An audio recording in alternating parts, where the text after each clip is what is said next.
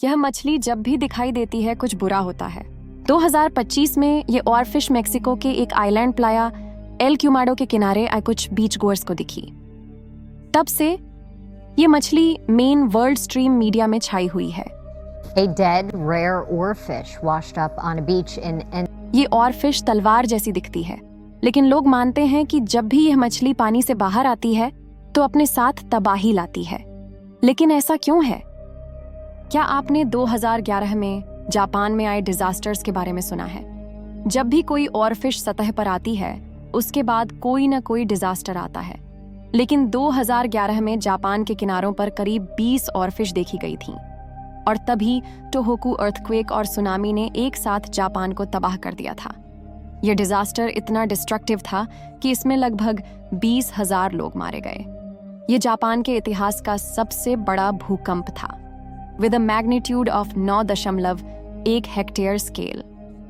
इतना ही नहीं, इस भूकंप की वजह से एक भयानक सुनामी भी आई जिसने पूरे जापान में इंफ्रास्ट्रक्चर को कोलैप्स कर दिया।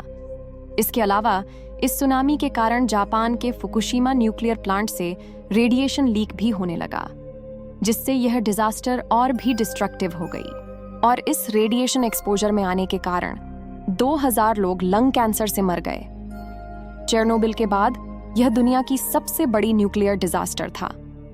इस डिजास्टर के बाद लोगों का डाउट और गहरा हो गया। आप यह जानकर हैरान होंगे कि ऑरफिश का जिक्र जापान मिथोलॉजी में भी किया गया है, जहां इसे ryugunoth सुकाई के नाम से जाना जाता है। लेकिन यह कहानी का अंत नहीं था। लोगों का डर और मजबूत हो गया जब 2017 में फिलीपींस के कोस्ट पर फिर से ऑरफिश देखी गई।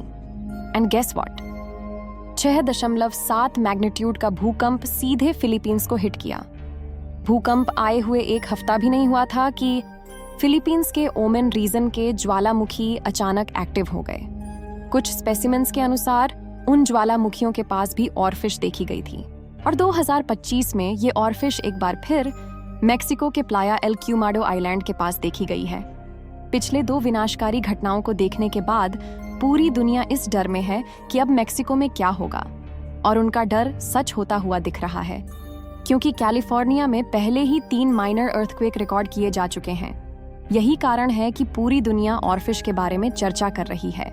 हालांकि अब इन ऑरफिश इवेंट्स को एक लॉजिकल पर्सपेक्टिव से देखते हैं। 2019 में bulletin of seismological society of America में एक रिपोर्ट प्रकाशित हुआ था। इसमें वैज्ञानिकों ने विस्तृत रूप से डेटा और वैज्ञानिक तर्कों का अध्ययन करके एक रिपोर्ट तैयार की, जिसमें यह एक्सप्लेनेशन दिया है कि आखिर क्यों जहां भी ऑरफिश दिखाई देती है वहां तबाही होती है।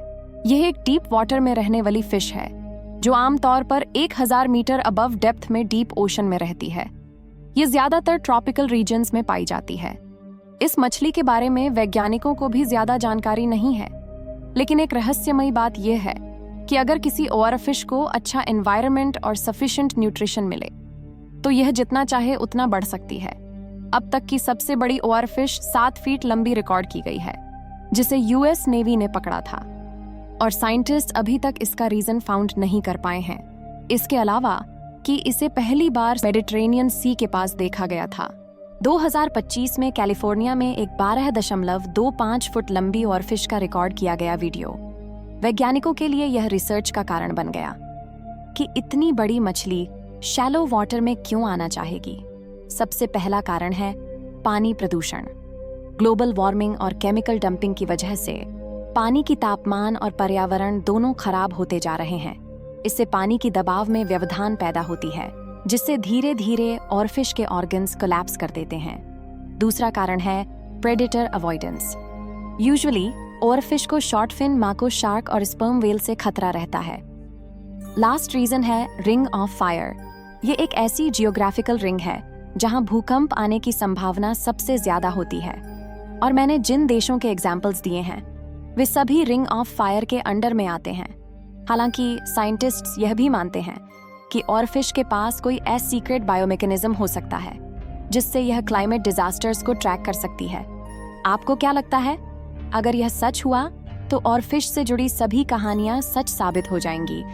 कमेंट्स में बताइए कि आप क्या सोचते हैं। मिलते हैं अगले वीडियो में, तब तक के लिए बाय।